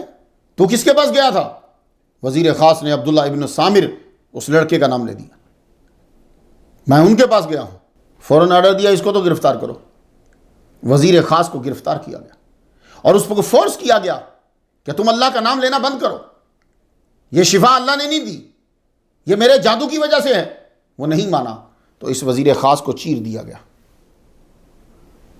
آرے کے ساتھ 2 ٹکڑے کر دیے۔ فوراً بادشاہ ابن شرحبیل نے لڑکے کو گرفتار کرنے کے لیے فوج روانہ کر دی۔ یہ فوج بھی پانی کی طرح ہوتی ہے، فصلوں میں پانی جائے تو اناج اگاتا ہے، اور گھروں میں آ جائے تو بندہ نقصان اٹھاتا ہے۔ یہ فوج اللہ کے ولی کو اٹھانے کے لیے اٹھ کھڑی ہوئی، جا گرفتار کیا اور لا دربار میں پیش کیا۔ بادشاہ بولا، تم نے ہمارے دین سے رجوع کیا، لوگوں کو توحید سکھائی، وزیر خاص کو ہم نے زندہ میں ڈال کر آرے سے چیر دیا ہے، تمہارا انجام بھی یہی ہوگا۔ تمہاری عمر کا لحاظ ہے اور ہمارے محترم بزرگ ساحر اعظم کی توجہ کی پاسداری ہے کہ تم کو ڈھیل دے رہے ہیں، تم واپس پہلے دین پہ آؤ اور یہ بتاؤ تم کو توحید کی راہ کس نے بتلائی ہے، ہم نے تو تمہیں جادو میں ڈالا تھا۔ لڑکا چپ ہوا تو اس پہ دفعات بڑھاتے گئے، فرقہ وارائیت پھیلائی، دہشت گردی پھیلائی، نقض امن، بادشاہ کے خلاف سازشیں، 302 بھی ڈال دو، جو ڈالنی ہے ڈالے جاؤ اس کے اوپر، اپنا قانون، کون پوچھے گا؟ آپ نے تو جا کے تحقیق نہیں کرنی نا۔ جو بزنس میں مصروف لوگ تھے وہ بولے ہاں ٹھیک ہے، لڑکے کے اوپر یہ دفعات ہیں، وہ مجرم ہے، مگر لڑکے کا موقف یہ تھا کہ جو حق بیان نہیں کر رہا وہ مجرم ہے۔ راہب کا وقت آ گیا تھا، اللہ نے اس کے درجے بلند کرنے تھے، اس لیے زکریا علیہ السلام کی سی شہادت تجویز کی اس کے لیے۔ لڑکے نے بتا دیا کہ میں فلاں راہب فیم یون کے پاس بیٹھتا تھا، وہ میرے استاد و رہنما و مرشد ہیں۔ وہ تو آگے ہی مطلوب تھے، گورنمنٹ کو مل نہیں رہے تھے، فوراً فوج بھیج دی۔ وہ اتوار کے دن اس طرح عبادت میں صبح سے شام تک مصروف ہوتے تھے کہ کئی بار جنگل سے سانپ اژدہا خیمے میں پھرتے رہتے، وہ بے خبر عبادت میں مصروف رہتے۔ فوج آئی، آپ کو خفیہ عبادت خانے سے اٹھا کر لے گئی۔ انہوں نے سیریا، یمن، نجران کے علاقوں میں عیسیٰ علیہ السلام کی تعلیمات کو بڑا پھیلایا تھا۔ آپ کو لکڑی کے ستون کے ساتھ باندھ کر آرے سے چیر دیا گیا۔ مسلمانوں، کبھی کبھی وہ بھی وقت آتا ہے کہ جو لوگوں سے دور اللہ کی عبادت کر رہا ہو اسے بھی مجرم کی طرح سزا دی جاتی ہے۔ بادشاہ نے اپنی طرف سے توحید کی تعلیم پھیلانے والا سکول ختم کر دیا اور اب لڑکے کی طرف متوجہ ہوا۔ فوج سے بولا کہ اس لڑکے کو پہاڑی کی چوٹی کے اوپر لے جا کر گرا دو، لیکن گرانے سے پہلے اس سے پوچھنا کیسا دہشت گردوں کے قانون کیسے اچھے قانون ہیں، پہلے پوچھنا تم واپس آتے ہو کہ نہیں آتے؟ نہیں آتا، کیونکہ مرنے سے پہلے انسانیت یہی ہے، پوچھ لیا جائے، موقع دیا جائے، تو نہ آئے تو گرا دے۔ مسلمانوں، قانون کے پیچھے چھپی ہوئی خباثت کو بھی غور سے دیکھا کرو، پر آپ کے پاس اتنا ٹائم کہاں، آپ تو مصروف لوگ ہیں۔ اسے پہاڑی کی چوٹی پہ لے جاؤ، لے کر کے پوچھا توحید چھوڑتے ہو، اللہ کو ایک ماننا چھوڑتے ہو؟ لڑکے بولتے ہیں میں تو نہیں چھوڑتا۔ اچھا پھر تیار ہو جو تمہیں دھکا دینے لگے ہیں۔ وہ دھکا دینے کے لیے ریڈی ہوئے، پہاڑ ایسے ہلا کہ لڑکا بچ گیا، وہ سارے گر کے مر گئے۔ واپس زندہ دربار میں بادشاہ کے سامنے موجود، یہ لڑکا اللہ کی طرف سے مشن پر تھا، توحیدی مشن پہ، ورنہ کسی دوسرے ملک میں بھاگ جاتا، ٹھیک ہے نا؟ جہاں آپ کو خطرہ ہو، آپ دین کی تبلیغ کر رہے ہیں، آپ کہیں جی جان بچانا فرض ہے، آپ کہیں اور ملک میں بھاگ جائیں، عیاشی کی زندگی گزارے ہو۔ لیکن یہ بچہ باوجود اس بات کے، اسے معلوم ہے کہ یہ ہر صورت میں مجھے مارے گا، یہ لڑکا پھر پلٹ کے واپس جا رہا ہے، بادشاہ کے سامنے کھڑا۔ بادشاہ حیران ہو گیا، بادشاہ نے پھر فوج بلا لی، فوج سے کہنے لگا یہ کوئی اتفاق ہے، ایکسیڈنٹ ہے کہ یہ بچ گیا ہے، جاؤ تم اب اس طرح کرو، کشتی میں بٹھاؤ، بیچ میں لے جا کر اس کو دھکا دے کے مار دو، ڈبو کے مار دو۔ فوج لے کر گئی، وہ کشتی ایسی گھومی، وہ سارے تو گر گئے، یہ بچہ بچ کے کنارے تک پہنچ گیا، پھر سیدھا بادشاہ کے پاس۔ لڑکا بادشاہ کے دربار میں پیش ہوا، یہ لڑکا کہیں بھی فرار ہو سکتا تھا، لیکن نہیں، انہیں معلوم ہو گیا، اللہ تعالیٰ نے الہام کر دیا کہ تم فلاں دن، ان کی زبان میں جو بھی اس کا نام ہو، وہ جمعہ کا دن تھا، اور فلاں وقت، ان کی زبان میں جو بھی وہ وقت ہو، لیکن وہ جمعہ کا ہی وقت تھا، اس وقت تمہاری روح جو ہے وہ قبض کر لی جائے گی۔ ہم لڑکے نے سوچا جانا تو مجھے ہے، تو کیوں نہ میں اپنی اس موت کے ذریعے سے ہی دین کی تبلیغ کر جاؤں۔ بادشاہ کے سامنے کھڑے ہو کے کہنے لگے دیکھ بادشاہ، تو مجھے پہاڑ پہ لے کر گیا، مجھے تم نہیں مار سکے، تم مجھے پانی میں لے کر گئے تو مجھے نہیں مار سکے، اگر تم مجھے مارنا چاہتے تو ایک طریقہ ہے۔ اب بادشاہ خوش ہو گیا، کون سا طریقہ؟ کہ میں تجھے بتاتا ہوں، وہ فلاں دن، میں اس کا نام جمعہ لے رہا ہوں، جمعہ کے دن مجمع اکٹھا کر لوگوں کا، اس کے سامنے مجھے کھڑا کر دے اور میں تمہیں تیر دوں گا ایک، اس تیر کو بسم اللہ رب الغلام کہہ کر تو تیر چلا دینا، وہ تیر یوں میری صدغہ کنپھٹی پہ چلانا، میں مر جاؤں گا۔ اب بادشاہ کو اس کے اندر اپنا فائدہ نظر آیا، اپنی عزت اور اپنی طاقت نظر آئی کہ لوگوں کو پتہ چل جائے کہ میں نے اس لڑکے کو مار دیا۔ وہ اتفاق تھا جو 2 دفعہ نہیں مرا۔ لو جی اعلان کر دیا گیا، جمعہ کے دن ایک بڑے مجمع کے اندر جمعہ ہی کے وقت سارے لوگ جو ہیں وہ جمع ہو گئے۔ یہ لوگوں کی تعداد جو ہے وہ کم از کم 20,000 تھی، 70 تک بھی ہو سکتی ہے، اور کوئی ایک کر کے تو نہیں گنے گا، لیکن اس سے زائد 20 سے زائد سب لوگ جمع ہو گئے۔ جو ان کی شہادت کا وقت مقرر تھا بچے کی، بادشاہ نے تیر کو لیا۔ تیر جب لیا تو بسم اللہ رب الغلام پڑھ کر تیر کو چلا دیا۔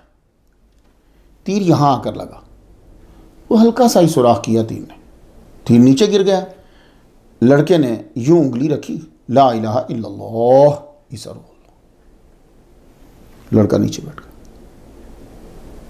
اس سے یہ فائدہ ہوا کہ بادشاہ کے منہ سے اللہ نکلوا دیا۔ دوسرا، لوگوں پہ یہ واضح کیا کہ بادشاہ کے ہاتھ موت نہیں ہے۔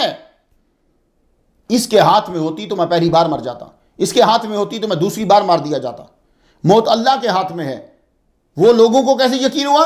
جب اس نے پڑھا بسم اللہ رب الغلام۔ آدمی دشمنی میں سوچتا ہی نہیں ہے کہ میں کیا کر رہا ہوں، اس کو پڑھنا پڑ گیا، اس کا فوکس تھا مارنا، جملے پہ فوکس ہی نہیں، لیکن عوام سمجھ گئی بسم اللہ رب الغلام۔ بچے کا جان دینا تھا کہ 20,000 آدمی پکار اٹھے۔ زائد کی بھی روایت ہے، آمنا برب الغلام، آمنا برب الغلام۔ یہ 20، 40، 70 تک کی تعداد لکھی گئی۔ ان سب کو موت نے زندگی کا مقصد بتا دیا۔ بادشاہ نے وہی فوج کو آرڈر دیا، 20,000 بندہ، یہ سارا بندہ گرفتار کر لو، یہ جتنے توحید پرست ہیں جنہوں نے کہا آمنا برب الغلام، پکڑ لو۔ فوج بیچاری کتنی وفادار ہوتی ہے، 3 ٹائم کی روٹی اور 4 زیرو کی اماؤنٹ کے بدلے میجر کی حکم عدولی نہیں کرتی، جان دینے کو بھی تیار رہتی ہے۔ سوچو تو صحیح، اس اللہ کے حکم کی کتنی پاور ہوگی جو صرف روٹی پیدا ہی نہیں کرتا بلکہ جزو بدن بناتا ہے۔ میجر جنرل کے فوجی کے اوپر اتنے احسان نہیں ہیں، حیران کن احسان نہیں ہیں جتنے اللہ کے اپنے بندے پر حیران کن احسان ہیں۔ مسلمانوں، فوجی سے وفاداری اور پاسداری سیکھو۔ صرف 3 ٹائم کی روٹی اور 4 زیرو کی اماؤنٹ کے لیے اس لڑکے کو کسی نے دیکھ لیا تو شہید ہو گیا تھا، بھگدڑ مچ گئی تھی کیونکہ فوج 20,000 کے مجمع کو پکڑنا چاہ رہی ہے۔ وہ اس مومن نے جلدی جلدی جلدی جلدی جلدی گڑھا کھود کر اس بچے کو دفنا دیا۔ ویسے ہی نہ کفن نہ دفن، کوئی چیز نہیں، وہ جیسے تھے بیٹھے ہوئے ویسے ہی رکھ کے اوپر مٹی کو جو ہے وہ بند کر ڈال دی، مٹی ڈال دی۔ کفن دفن کے اہتمام کا موقع ہی نہیں ملا۔ حضرت عمر رضی اللہ تعالیٰ عنہ، ان کا تذکرہ میں 140 نمبر پہ کر آیا ہوں۔ ان کے دور حکومت میں ایک نجرانی نے کسی حاجت کے لیے زمین کھودی تو اس لڑکے کو بیٹھا ہوا پایا، اور ہاتھ اسی طرح، ایک انگلی اسی طرح ہی کن پٹی پہ تھی جیسے شہادت کے وقت، اور ہاتھ میں انگوٹھی تھی،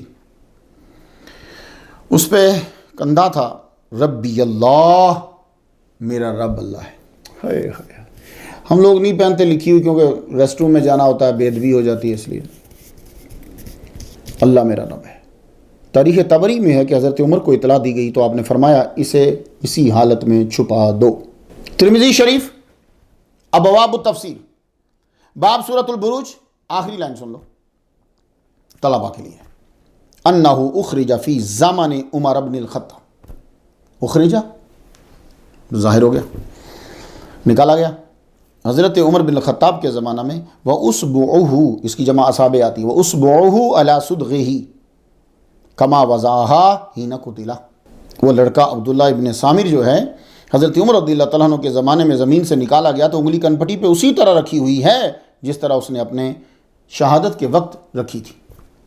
کیا بات ہے یار! اور میں آگے پڑھ رہا تھا، لگا جو ہی انگلی ہٹائی تو خون رسنے لگ گیا، خون رسنے لگ گیا، تو کہا گیا فوراً رکھ دو واپس، جو ہی رکھی تو پھر بند ہو گیا۔ یہ شہید ہوتے ہیں مسلمانوں۔ واقعہ کب کا ہے؟ حضور کے ظہور سے بھی 40 سال پہلے کا، کم از کم۔ توحید اتنی زبردست ہے مسلمانوں، اور ہم لوگ برکت مسیح سے تویز لے رہے ہیں، ہم لوگ لوگوں کے پیچھے بھاگے ہوئے۔ مسلمانوں، جن تم لوگوں کے پاس قرآن مجید ہے، حدیث ہے، اسے پڑھو، اللہ کے آگے رو، سجدہ ریز ہو جاؤ۔ آپ نے اس واقعے کو حدیث سے پڑھنا ہو تو میں چند کتب کے نام بتاتا ہوں، اپنے دوستوں کو خود پڑھیں وہاں سے، اور جو مقرر ہیں وہ اسے دھیان سے سنیں میری بات کو۔ آپ کو واقعہ آتا بھی ہو تو کسی نہ کسی طرح اصلی کتاب تلاش کر کے اسے خود پڑھیں 2 مرتبہ۔ جتنے بھی دورہ حدیث کے طلباء ہیں جو جمعہ پڑھاتے ہیں تو اکثر ان کو واقعہ آتا ہوتا ظاہر ہے، وہ تو رہتے ہی علماء میں ہیں، تقریریں سنتے ہیں، ان کو اس پہ بھروسہ نہیں کرنا۔ تم 4تھے سال میں ہو، 5ویں سال میں ہو، اصل کتاب ڈھونڈو اور اس کو لکھ لو کہ میں نے یہ خود دیکھی تھی، اس کو لکھ لو۔ میں جامعہ نعیمیہ میں لیکچر دینے کے لیے جب گیا تو وہاں مجھے ایک طالب علم ملا دورہ حدیث کے، کہنے لگے جب سے میں نے سنا نعیمی صاحب آپ کا لیکچر تو میں اب اپنا لیکچر لکھتا ہوں۔ پھر انہوں نے مجھے پیج بھی دکھایا، میرے پاس آج بھی وہ پہلا لیکچر موجود ہے جو میں نے 30 سال پہلے دیا تھا، تو میں اسی دور سے لکھ رہا ہوں۔ تو یہ مقررین جو جمعہ پڑھاتے ہیں عالم، ان سے میں عرض کروں لکھ لو بس، اس کا ریکٹ جو ہے وہ رکھتے جاؤ۔ لیکن آپ کو واقعہ آتا بھی ہو، اب میں سنا رہا ہوں حالانکہ میں بہت اس کو ویریفائی کرتا ہوں، لیکن مجھ پہ بھی یقین نہیں کرو، مجھ پہ بھی بھروسہ نہیں کرو۔ کیوں؟ جب آپ خود دیکھیں گے تو 2 مرتبہ جب آپ اسے پڑھیں گے تو پھر جب آپ جمعہ پڑھانے جائیں گے، خطبہ دینے جائیں گے، اس کا رنگ ہی جدا ہوگا جی، وہ پھر آپ کا اپنا اسٹائل ہوگا۔ اس واقعے کے لیے چند کتب بتا دو محققین کے لیے، ان میں آپ کو سٹوری جو ہے وہ مل جائے گی، تھوڑی بہت تبدیلی کے ساتھ ہوئی، کیونکہ میں تو خلاصہ بیان کرتا ہوں نا۔ عربی کے اندر ہے ایک تفسیر و حدائق الروح والریحان، 31ویں جلد ہے اور 291 صفحہ ہے۔ عربی میں ہے فتح القدیر علامہ شوکانی کی، جلد اس کی 5ویں ہے، صفحہ 505۔ تفسیر ابن کثیر ہے سورۃ البروج کی تشریح الکامل فی التاریخ صفحہ 19 پہ مل جائے گا۔ مسلم شریف کے اندر بھی یہ قصہ آپ کو ملے گا، باب و قصۃ اصحاب الاخدود والساحر والراہب والغلام، یہ باب کا نام ہے، مسلم شریف کے اندر بھی ہے۔ کچھ کافی میرے حال کو تو لڑکے کی شہادت نے بادشاہ کے تخت کو ہلا کے رکھ دیا، اس نے مومنین کو جلانے کے لیے گڑھے کھودنے کا حکم دے دیا۔ 40 گڑھے مستطیل کھودے گئے، ایسے تو نہیں کھودنے تھے نا، ایسے کھودے تاکہ لاشیں یوں رکھی جائیں اور ان کو آگ لگائی۔ تو 40 گڑھے جو ہیں وہ کھودے گئے، ہر گڑھا 40 ہاتھ گہرا اور 12 ہاتھ چوڑا۔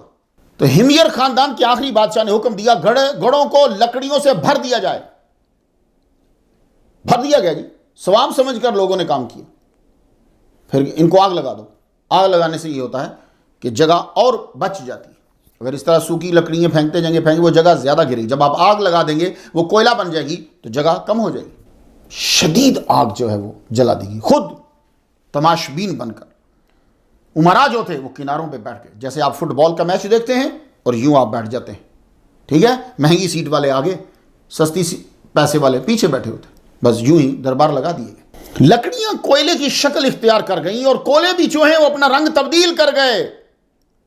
اب دھواں ختم ہو گیا تو ایک ایک مسلم کو پکڑ کر آگ میں دھکیلا، جو ہی وہ مسلمان کو دھکا دیتے اللہ آگ میں پہنچنے سے پہلے روح کو کھینچ لیتا، ہائے ہائے میرے اللہ واہ، اور جنت میں پہنچا دیتا۔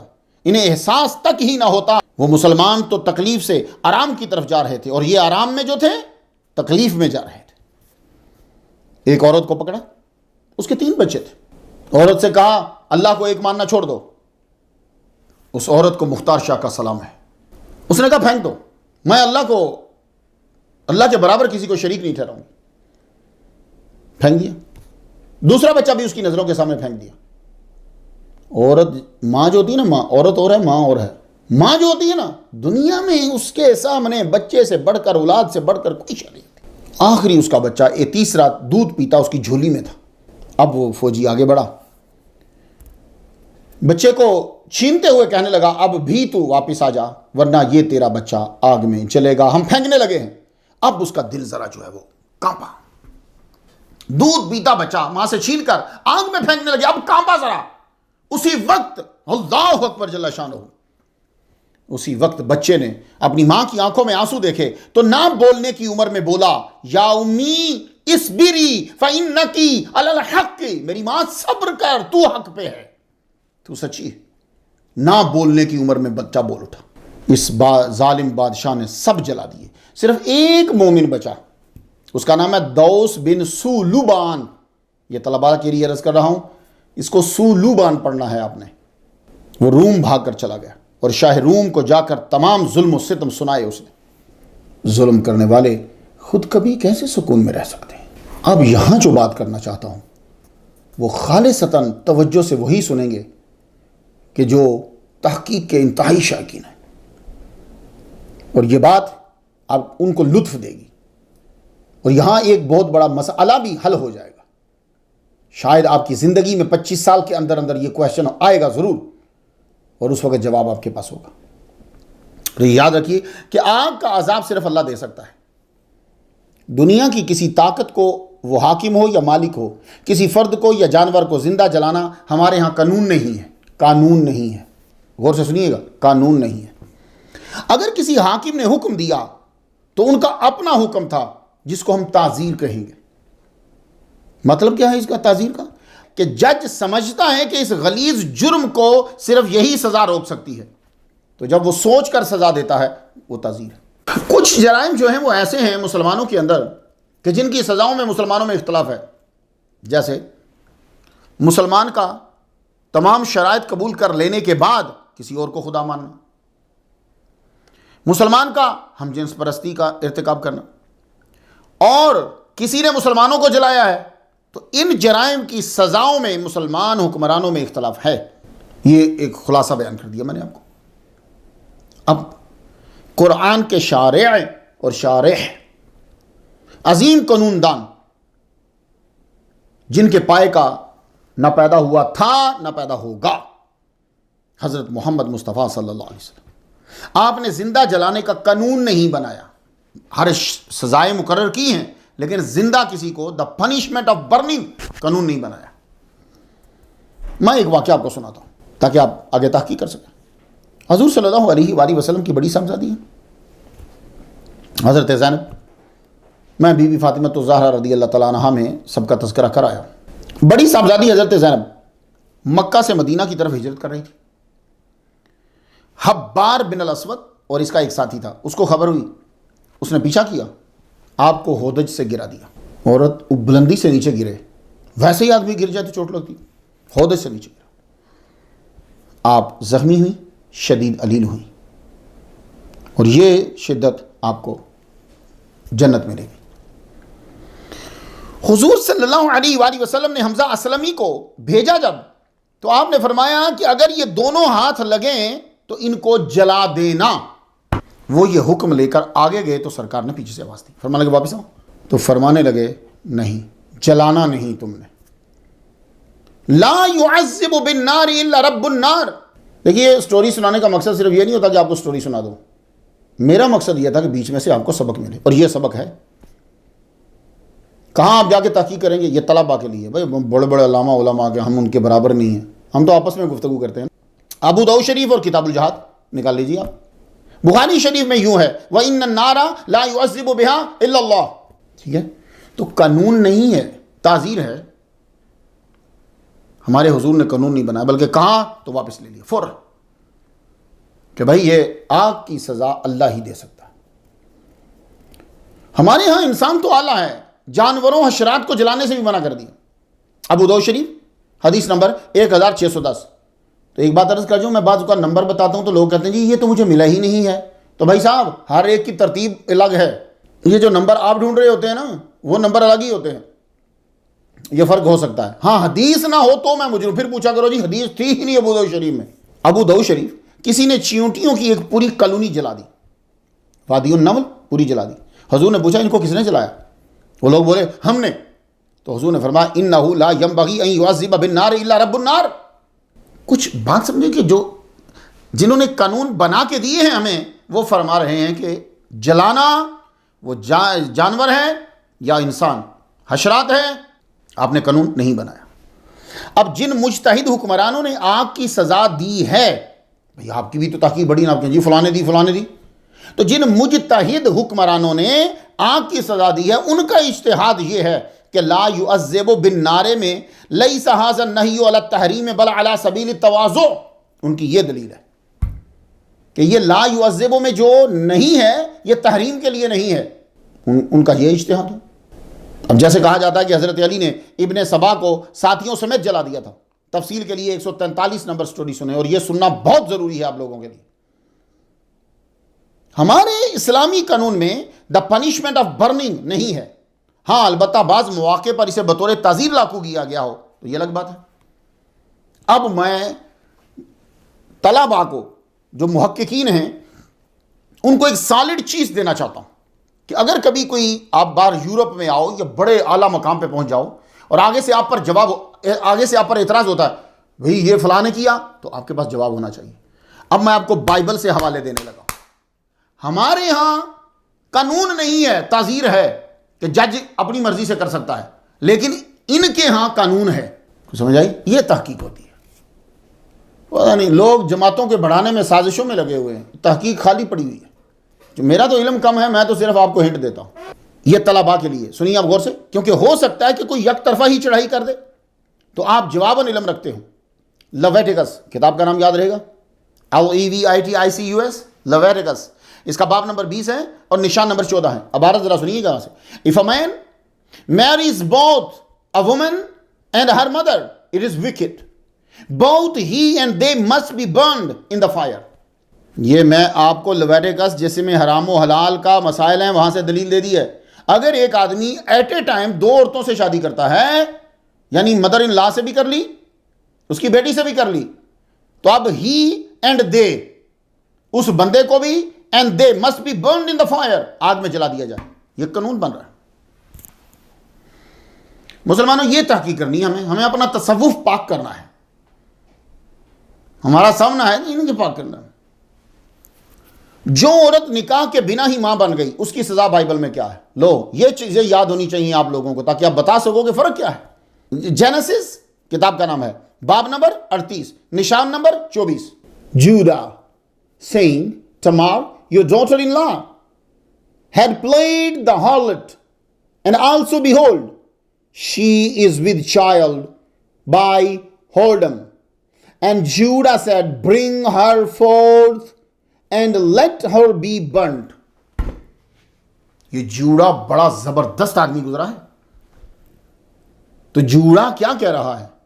کہہ رہا تمار سے کہ تیری ڈاٹر ان لا نے ہارلٹ مینز ناجائز تعلقات رکھے ہیں اور اس کے بچے بھی ہیں پھر اسی سلسلے سے، تو لے کر آؤ اسے تاکہ اسے جلا دیا جائے۔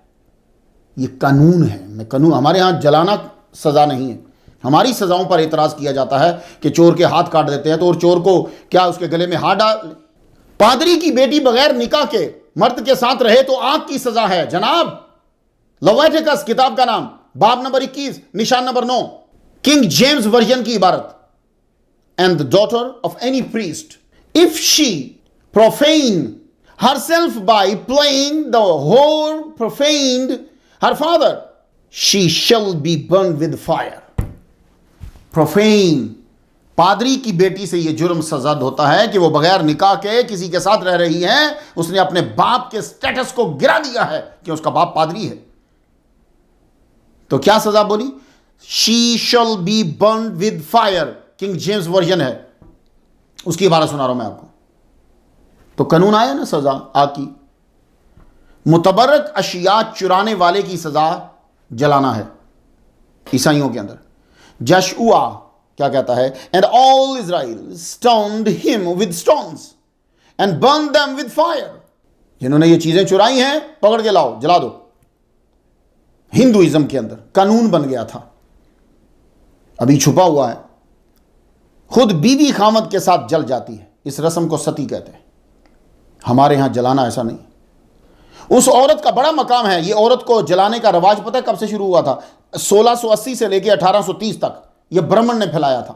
کیوں؟ اس لیے کہ جب خامد مر جاتا تھا تو بیوی کو پیسے ملتے تھے، وراثت ملتی تھی۔ انہوں نے کہا وراثت نہیں اس کو دینی، اس کے اوپر ظلم کرنا ہے۔ ہمارے ہاں وراثت دی جاتی ہے، تو انہوں نے کہا وراثت کھانے کے بہتر یہ ہے کہ آپ کو طریقہ کرو۔ تو انہوں نے کیا کیا؟ اسے کھانے کے لیے جذباتی، نفسیاتی اور کچھ مذہبی چورن دے کر عورت کو راضی کیا کہ تو اس کے ساتھ جل جا، اور اس کے بعد اس کو بڑا ٹائٹل دے دیا۔ تو عورت سمجھتی بڑی بھائی اس کی شہرت ہے، بڑی عزت ہے۔ تو ہم لوگ بنائے ہوئے لفظوں کو دیکھتے ہیں، پچھلی خباثت کو نہیں دیکھتے ہم لوگ۔ وہ تو بڑے اخلاق سے بول رہے تھے، وہ تو کہہ رہے تھے کہ ہم نے یہ جماعت اس لیے بنائی ہے کہ ہم دین کی خدمت کریں۔ بھائی وہ تو یہی کہے گا نا، تمہیں آ کے تو کوئی بندہ بری بات نہیں بتائے گا۔ اصل مقصد کیا ہے؟ اب ان کا اصل مقصد عورت کو جلانے کے پیچھے یہ تھا کہ وہ وراثت میں حصہ دار نہ ہو، پیسے نہ لے، اس کو فوراً جلاؤ، اور اس کو کہا کہ تو پتی ورتا، بڑی محبت کرنے والی، بہت بڑا ٹائٹل دے دیا، وہ خوش ہوگی۔ تو یہ تو انگریزوں نے آ کر پھر سختی کے ساتھ بند کیا۔ قدیم بادشاہوں نے بھی زندہ جلانے کی سزا رکھی ہوئی تھی۔ اولڈ بیبلونین میں ایک بادشاہ گزرا ہے، اس کا نام تھا ہامورابی۔ ہامورابی جو ہے، اس نے لا پاس کیا تھا کہ جو بھی مذہبی عورتیں ہوتی ہیں نا، جو جیسے نن ہوتی ہیں، جو بھی مذہبی عورت ہے، اگر یہ زیادہ باہر پھرے اور یا کوئی نشہ آور چیز استعمال کرے، اس کی سزا جلا دینا ہے۔ روم جہاں بے حیائی صاحب ثروت ہونے کی علامت تھی، وہاں بھی سزائیں تھیں، یہی جلا دینا سزا تھی۔ اگر کسی عورت کے غلام سے ناجائز تعلقات ہوں تو غلام کو زندہ جلا دیا جائے۔ بندہ بھائی عورت کو کیوں نہیں جلا رہے، تو غلام کیوں جلا رہے، عورت کو پھر بچا لیں۔ کنگ جسٹینین دا فرسٹ جو ہے، اس کے دور میں جادو کی رسومات ادا کرنے والوں کو زندہ جلا دیا جاتا تھا۔ ماں باپ کے قاتل کو زندہ جلانے کی سزا تھی۔ دا فلپ آگسٹس نے 100 یہودیوں کو زندہ جلا دیا۔ 1243 میں جرمنی کے اندر بیلٹس میں ساری یہودی کمیونٹی کو زندہ جلا دیا۔ 1510 برلن میں 26 یہودی زندہ جلا دیے گئے۔ خود امریکہ کے اندر 18ویں صدی سے لے کر 19ویں صدی تک یہاں کے قبائل کو دھیمی آنچ کے اوپر رکھ کر جلا دیا جاتا تھا۔ آپ نے دھیمی آنچ پہ اپنی ہانڈی تو پکائی ہوگی، یہ امریکہ کے اندر دھیمی آگ جلا کر قبائل مار دیے جاتے تھے، جلا دیے جاتے، وہ آہستہ آہستہ سینک پہنچتا تھا تو وہ آرام آرام سے مرتے تھے، تکلیف زیادہ ہوتی تھی۔ 1681 میں ایک غلام عورت نے مالک کے ظلم و ستم سے تنگ آ کر اسے قتل کرنے کی کوشش کی، وہ ناکام ہو گئی، تو بدلے میں اس عورت کو زندہ جلا دیا گیا۔ 1712 میں نیو یارک کے اندر 20 غلام زندہ جلا دیے گئے۔ تو مسلمانوں، خاص طور پر جو محقق ہیں، جو پوری دنیا میں جا کے تقریر کرتے ہیں، ان کا سامنا جب ان لوگوں سے ہوتا ہے تو جو 3 بار سے زیادہ مسلمان کو بولے کہ غلامی ہم نے ختم کی ہے، تو تم صرف ایک بار اسے پوچھنا، غلامی ختم کرنے سے پہلے غلام کتنے ختم کیے ہیں؟ یاد رہے گا جملہ میرا؟ بڑے دعوے ہیں، لکھے ہوتے ہیں، غلامی ہم نے ختم کی، اسلام نے غلامی کو عروج دیا ہے، تو غلامی ختم کرنے سے پہلے غلام کتنے ختم کیے؟ ہمارے ہاں تو یہ حالت ہے۔ پہلے مسلمانوں میں حضرت بلال حبشی رضی اللہ تعالیٰ عنہ شامل ہیں، اور ان کو سیدنا کہہ کے حضرت عمر امیر المومنین پکار رہے ہیں۔ ہمارے ہاں تو مثال ہے۔ 1774 کی بات ہے کہ جمیکا میں 9 سیاہ فام غلاموں نے ایک وائٹ کو مار دیا، بدلے میں 8 سیاہ فاموں کے بازو کاٹ کر زندہ جلا دیا گیا۔ تو مسلمانوں، یہ ایک چیز تھی جو تفکرون کے زمرے میں آتی ہے، اور یہ شائقین کے لیے تھی کہ اس بادشاہ نے 20,000 یا 40,000 زندہ جلا دیے تھے۔ کون؟ جو اللہ کو ایک مانتے تھے۔ تو رب نے کہا قتل اصحاب الاخدود، ملعون ہوئے کہ جنہوں نے مومنین کو زندہ جلا دیا۔ تو یہ زندہ جلا دینا ہمارے اسلام کے اندر قانون نہیں ہے، یہ جج کی اپنی مرضی ہے، ان کا اپنا اجتہاد ہے۔ لیکن باقی مذاہب کے اندر یہ قانون ہے، یہ یاد رکھیے۔ تو کبھی گفتگو کرنی پڑی تو اس انداز سے بھی ضرور گفتگو کیجئے گا۔ اور مسلمانوں یہ سن لو، ان مومنین کے اوپر تکالیف آئیں تو جب تم دین کی ترقی کے لیے کام کرتے ہو اور تمہیں تکلیف آتی ہیں، دین کے لیے جب تم کام کر رہے ہو تو تمہیں کیسے پتہ چلے گا جی کہ دین کے لیے کام کر رہے ہیں یا ہم کسی جماعت کے لیے کر رہے ہیں؟ وہ اس طرح پتہ چلے گا کہ آپ بندوں کو اللہ کی طرف لا رہے ہو یا اپنا وفادار بنا رہے ہو، یہ ایسے تمہیں پتہ چل جائے گا۔ تو اگر اللہ اور اس کے رسول کی طرف لا رہے ہو اور عملاً تمہاری شکلیں، عملاً تم ویسا ہی بن رہے ہو، تو پھر سمجھ جاؤ کہ تم دین کی تبلیغ کر رہے ہو۔ تو اس وقت جب تمہیں تکالیف آئیں تو ان پہ صبر کرو۔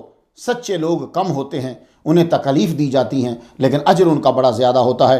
تو خاص طور پر ان مسلمانوں کے لیے فاتحہ جو وہ 20,000 جلا دیے گئے، جو عیسیٰ علیہ السلام کا کلمہ پڑھتے تھے۔ میں نے کل جمعہ کے درس کے اندر بھی اور گھر کے اندر بھی اس لڑکے کے لیے بھی فاتحہ جو ہے وہ خصوصی پڑھی ہے، اور مسجد کے اندر بھی ذکر کیا، ذکر کے بعد جو ہے ان کے لیے دعا مانگی ہے، فاتحہ پڑھی ہے۔ تو آج بھی خاص طور پر اس لڑکے کے لیے فاتحہ کا ثواب۔ الفاتحہ، آخر کے اندر تقریر جو ہے وہ مکمل ہوئی۔ آخر میں مبارکباد دینا چاہتا ہوں، بہت سارے میسیجز مجھے آئے کہ دعوت اسلامی کو جو ہے وہ 40 سال جو ہے وہ مکمل ہو گئے۔ دیکھیے اب میں سورج کے آگے کھڑا ہو کر ایک دیا جلا کر کیا بتا سکتا ہوں کہ یہ روشن ہے کہ نہیں ہے۔ انہوں نے اپنے 40 سال کے اندر یہ ثابت کر دیا کہ جو وہ مشن لے کر اٹھے تھے اس کے اندر وہ کامیاب ہوئے ہیں، یہ انہوں نے 40 سال میں ثابت کر دیا۔ وہ کیا مشن ہے کہ بھئی اصل یہ ہوتا ہے کہ جب تم کسی کے پاس بیٹھو تو تمہاری شکل جو ہے اور تمہاری باتیں جو ہیں وہ چیز ظاہر کریں کہ تم نے کچھ سیکھا ہے۔ تو دعوت اسلامی ایسی جماعت ہے کہ جس میں آدمی شامل ہونے کے بعد عملاً سنن پر عمل کرنے لگ جاتا ہے، نہ کہ صرف لفظاً، وہ عملاً اس کی شکل بتاتی ہے، اس کا عمل بتاتا ہے۔ تو اپنی جنریشن کو بچانا چاہتے ہو، اپنا مستقبل روشن کرنا چاہتے ہو تو تم ان کے مدارس میں اپنے بچوں کو بھیجو، صرف 40 دن تک چیک کر لو، 40 دن کے بعد تمہیں معلوم ہو جائے گا کہ تمہارے بچے میں کتنی تبدیلی آ گئی ہے۔ اللہ تعالیٰ اس جماعت پر رحمتیں جو ہے وہ نازل فرمائے۔ میری طرف سے بھی جتنے بھی لسنرز ہیں میرے، ان کو مبارکباد ہے، اور اللہ تعالیٰ اسی طرح کامیابی سے ان کو آگے جو ہے وہ چلاتا جائے اور کامیابی سے ہم کنار کرے۔ وآخر دعوانا الحمدللہ رب العالمین۔